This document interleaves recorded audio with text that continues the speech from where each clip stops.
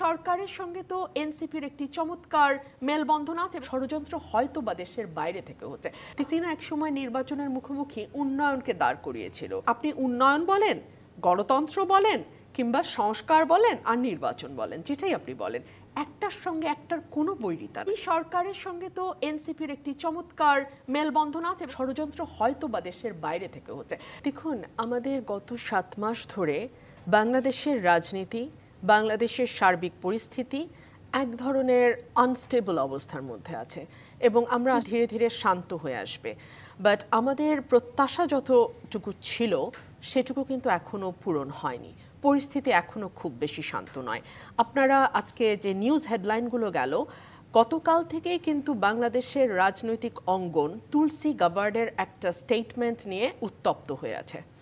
তুলসী গাবার্ডকে NDTV সরাসরি বাংলাদেশ নিয়ে প্রশ্ন করেছে এবং এই প্রশ্নটি বা এই সাক্ষাৎকারটি তখনই গৃহীত হচ্ছে ভারতে, তখনই এটি সম্প্রচারিত হচ্ছে যখন নাগপুরে হিন্দু মুসলমানের মধ্যে মোটামুটি একটা দাঙ্গা পরিস্থিতি, এবং এখন পর্যন্ত আপনাদের স্ক্রলে দেখছিলাম ৩৩ জন হতাহত হয়েছে।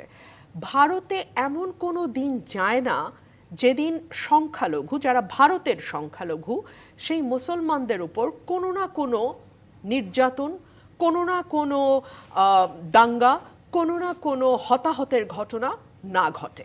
কিন্তু আপনি লক্ষ্য করুন, গত 7 মাস ধরে আপনি যদি ভারতের মিডিয়া ফলো করেন, আপনি দেখবেন ক্রমাগতভাবে বাংলাদেশের সংখ্যালঘু বিষয়ে এক ধরনের একপেশে খবর মানে প্রচার হচ্ছে। বিদেশিদের সঙ্গে তো আমরাও বসি, রেগুলারই বসি, তারা কিন্তু কানে কানে আমাদেরকে বলে যে ভারতীয় মিডিয়া আসলে কি করছে, এগুলো তো আসলে সঠিক নয়। তার মানে যারা ওয়েস্টে থাকেন বা ওয়েস্টের মেশিনারির সঙ্গে যুক্ত, ওয়েস্টের চাকরির সঙ্গে যুক্ত, তারাও কিন্তু অন গ্রাউন্ড স্বীকার করেন যে ভারতীয় মিডিয়া যা দেখানোর চেষ্টা করছে বাংলাদেশের বিষয়ে সেটি সঠিক নয়। অথচ আমরা দেখলাম ট্রাম্প শপথ নেবার আগেই বাংলাদেশের সংখ্যালঘুদের বিষয়ে একটি মন্তব্য করলেন। বাস্তবতার মিল নেই। গতকাল তুলসী যেটা এনডিটিভিকে বললেন সেটি আরো ভয়াবহ। বাংলাদেশে ইসলামিস্টদের উত্থান, জঙ্গিবাদের উত্থান এবং এক ধরনের ইসলামিজমের উত্থানের ব্যাপারে তিনি মোটামুটি একটা রায় দিয়ে দিলেন। আজকে যখন তাদের মুখপাত্রকে প্রশ্ন করা হলো, তিনি, আমি দেখলাম, সেটিকে ঘুরিয়ে পেঁচিয়ে অ্যাভয়েড করছেন। আমি জানি না ষড়যন্ত্র কি শুধু দেশের মাটিতে হচ্ছে নাকি জাতীয় এবং আন্তর্জাতিকভাবে হচ্ছে, বিকজ আমরা তো দেখেছি পতিত স্বৈরাচারের যিনি প্রধান শেখ হাসিনা, তিনি কিন্তু ট্রাম্পের জন্য অপেক্ষা করছিলেন এবং এটা খোলামেলা অপেক্ষা, এটা কোনো রাগঢাকো না। তার যে টেলিফোন কল ফাঁস হয়েছে সেখানে তিনি খোলামেলা বলছিলেন ট্রাম্প আসুক, পরিস্থিতি দেখো কত ভিন্ন হয়। তিনি তার নেতাকর্মীদেরকে ট্রাম্পের পোস্টার, ফেস্টুন, ট্রাম্পের ছবি ডেস্ট্রয় করার বুদ্ধি দিচ্ছিলেন সো দ্যাট এটাকে তিনি আমেরিকায় হাইলাইট করতে পারেন। ষড়যন্ত্র যে কেবল দেশের মাটিতে হচ্ছে তাই নয়, ষড়যন্ত্র হয়তো বা দেশের বাইরে থেকে হচ্ছে। -2 কথা আপনি যেটি বলছিলেন, বিএনপির সমর্থন 33% থেকে বেড়ে 41% গেছে বলে একটা জরিপ বলছে। আর স্টুডেন্টদের বিকজ এখন আমাদের মেইন প্রতিদ্বন্দ্বী হচ্ছে এনসিপি এবং জামাতে ইসলাম। আমি জামাতে ইসলামের স্ট্যাটিস্টিক্সটাও দেখেছি, 31% বলা হচ্ছে, যদিও অনেকের সঙ্গে কথা বলে আমার যেই মনে হয়েছে যে এইটাকে তারা একটু ওভারলি পোর্ট্রেট বলে মনে করছে, যে এতটা না, মেবি ইটস 20 to 25%-এর মধ্যে ওঠানামা করবে। দ্যাট ইজ অলসো হিউজ আমি বলবো, তারা যথেষ্ট আগের চেয়ে অনেক বেশি পার্সেন্টেজে তাদের সমর্থন বেড়েছে। এনসিপিটা আনফর্চুনেটলি 16 থেকে কমে 5-এ এসে দাঁড়িয়েছে। সো বিএনপি এখন আপনি এই জরিপের কথা বলেন, কিংবা আপনি যদি এলাকায় গ্রামে আপনার যাওয়ার অভ্যেস থাকে, থাকার অভ্যাস হয়, আপনি তাদের সঙ্গে যখন কথা বলবেন, সাধারণ মানুষ, বিকজ আপনারও ভোট একটা, আমারও ভোট একটা, একেবারে প্রত্যন্ত এলাকায় যে মানুষটি বাস করেন তারও ভোট একটা, তিনিও কিন্তু তার কথা দিয়ে আপনি বুঝবেন যে বিএনপি নির্বাচনের মাঠে এগিয়ে আছে এবং এটা নিয়ে আসলে ডিবেটেরও কিছু নাই। সো আওয়ামী লীগ দেখছে তার তো কোনো ফিউচার নাই বাংলাদেশে, অ্যাটলিস্ট নিয়ার ফিউচার পর্যন্ত তার কোনো ফিউচার নাই। সো এখন যদি বিএনপি রাশটা টেনে ধরা যায় কোনো না কোনোভাবে, যে এক্সট্রিমিজম বা ইসলামোফোবিয়ার কার্ড গত 15 বছর শেখ হাসিনা খেলেছে। উনি থাকলে বাংলাদেশ স্টেবল থাকবে, উনি না থাকা মাত্রই বাংলাদেশ জঙ্গিবাদের হাতে যাবে। এখন যতই ষড়যন্ত্র হচ্ছে, যা কিছু হচ্ছে, এমনকি মিডিয়া ট্রায়াল, সবকিছুই কি তার মানে এই ফ্যাসিস্ট সরকার করছে, পলাতক সরকার করছে? দেখুন, আমি আপনাকে একটা মানে ইন্টারপ্রিটেশন দিলাম, there could be many interpretation. হ্যাঁ, এটা একটা ইন্টারপ্রিটেশন। দুই হচ্ছে, আমরা তো লক্ষ্য করছি বিএনপির সঙ্গে অন্য যে দলগুলোর এখন প্রতিদ্বন্দ্বিতা হচ্ছে, তাদের কারো কারো একটা শক্ত ইনফ্লুয়েন্স এই সরকারে আছে।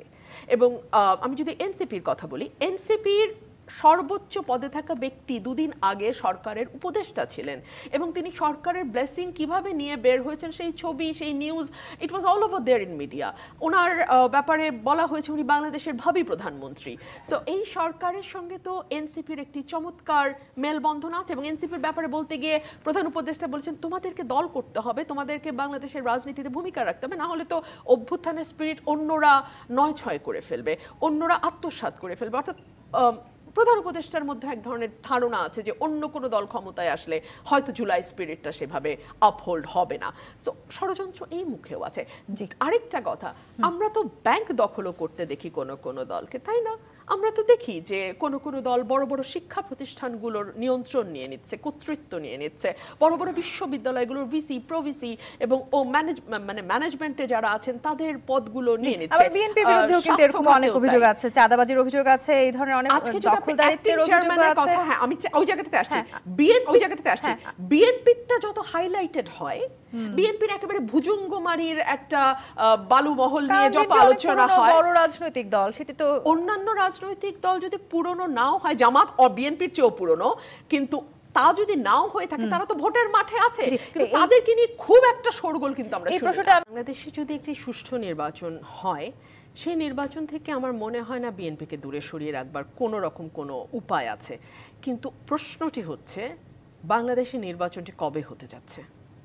দেখুন, আপনি বলতে পারেন যে প্রধান উপদেষ্টা তো ক্লিয়ারই করেছেন এই ডিসেম্বরে, কিন্তু এই ডিসেম্বরে ক্লিয়ার করেছেন সেটাও তো আগেও একবার উনি ক্লিয়ার করেছিলেন।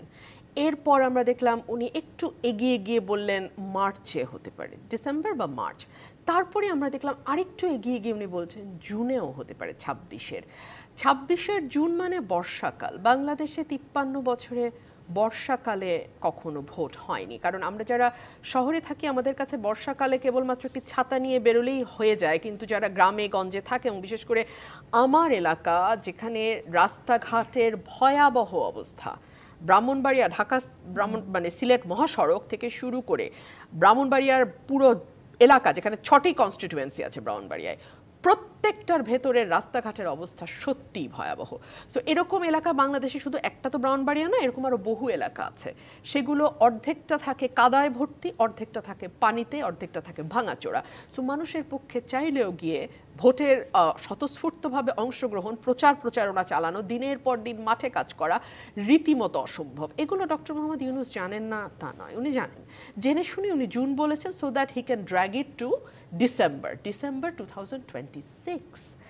এবং যখন সব দলের তার মানে বিএনপি করছে যে নির্বাচন আরো পেছাতে পারে, আমরা করতে চাই না, কিন্তু সিএ অফিস যদি আমাদের বাধ্য করে একবার এক এক সময় বলে, কখনো ডিসেম্বর, কখনো মার্চ, কখনো জুন, আবার ব্যাক করে ডিসেম্বর, এক এক সময় এক এক কথা, সার্টেনলি আমরা তো আসলে পাজলড হয়ে যাই, তাই না? আপনারাও পাজলড হয়ে যান। দেখুন, আপনি আমাকে বলেন তো, তরুণ মানুষ যারা হয়তো সরাসরি রাজনীতির সঙ্গে যুক্ত নয়, তারা কি আপনাকে জিজ্ঞেস করে না যে আপনি তো সাংবাদিকতার সঙ্গে যুক্ত, বলেন তো নির্বাচন কি হবে ডিসেম্বর? এই প্রশ্নটা আপনাকে নিশ্চয়ই করে। একই ধরনের প্রশ্ন আমাকেও করে। তার মানে জনমনে একটা পারসেপশন আছে, হলেও হতে পারে, না হলেও নাই হতে পারে। সো এই যে না হলেও নাই, এই বিষয়টা তো এক ধরনের অস্বস্তির জন্ম দেবে, বিকজ বাংলাদেশের মাটিতে দুটো পলিটিক্যাল বড় রাজনৈতিক দলকে এলিমিনেট করে দেয়া, তাদের যে নেতৃত্ব আছে তাদেরকে সরিয়ে নতুন নেতৃত্বকে বসানো সেই জায়গায়, সংস্কারের নামে পার্টিগুলোর খোল নলচে বদলে ফেলার এক ধরনের প্রচেষ্টা আমরা কিন্তু আজ থেকে নিয়ে 20 বছর আগে দেখেছি 1/11-এর সময়। সো ওটার, এবং তারপরে আপনি দেখেন দুজন বিদেশি কূটনীতিক, মানে আমেরিকান কূটনীতিক যারা একসময় বাংলাদেশে কাজ করেছেন, জন ড্যানিলোভিচ এবং আরেকজন, আমি তার নামটা এই মুহূর্তে মনে করতে পারছি না, এই দুজন কিন্তু কিছুদিন আগে বাংলাদেশে এসেছেন এবং সিজিএস এর একটা প্রোগ্রামে তারা বলেছেন যে তারা 1/11-এর সময় কিছু ভুল করেছেন, যদিও তারা বলছেন তারা 111-এর সঙ্গে যুক্ত নন, কিন্তু কিভাবে তারা ভুল করলেন আমি জানি না, কিন্তু তারা বলছেন তারা ভুল করেছেন। তাদের নানান ভুল 1 2 3 4 করে দেওয়ার মধ্যে একটা ভুল হচ্ছে সেই সময় তারা সংস্কারকে পার্সু করেন নাই। তো এটা কি ইমপ্লাই করে যে এই সময় তারা সংস্কারকে পার্সু করতে চান? বিকজ এই যে নির্বাচনের মুখোমুখি সংস্কারকে দাঁড় করানো, নতুন রাজনৈতিক দল তারাও তো আসলে সংস্কার করে নির্বাচন দেখতে চান। বলছি যে এই যে নির্বাচনের মুখোমুখি সংস্কারকে দাঁড় করানো, এটি আমাদের মনে করিয়ে দেয় হাসিনা একসময় নির্বাচনের মুখোমুখি উন্নয়নকে দাঁড় করিয়েছিল। এভাবে না দাঁড় করানো যায় না আসলে। বিকজ আপনি উন্নয়ন বলেন, গণতন্ত্র বলেন, কিংবা সংস্কার বলেন আর নির্বাচন বলেন, যেটাই আপনি বলেন, একটার সঙ্গে একটার কোনো বৈরিতা নাই, বরং একটা থাকলে আরেকটা আরো অনেক বেশি সুসংহত, আরো অনেক বেশি কার্যকর হয়।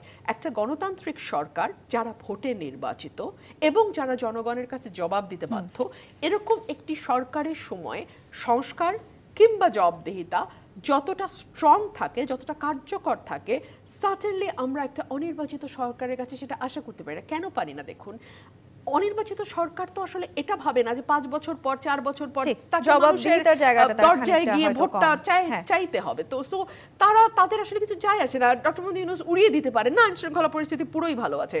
কিন্তু আমরা যারা আসলে বাংলাদেশের সাধারণ নাগরিক, যাদের গাড়ির সামনে বা পেছনে পতাকাওয়ালা কোনো মানে ইয়ে থাকে না, পুলিশের নিরাপত্তা প্রহরী থাকে না, আমাদের পক্ষে তো আসলে সন্ধ্যার পরে সত্যি সাধারণ মানুষের কাছে মনে হয় যাচ্ছে জনগণের কাছে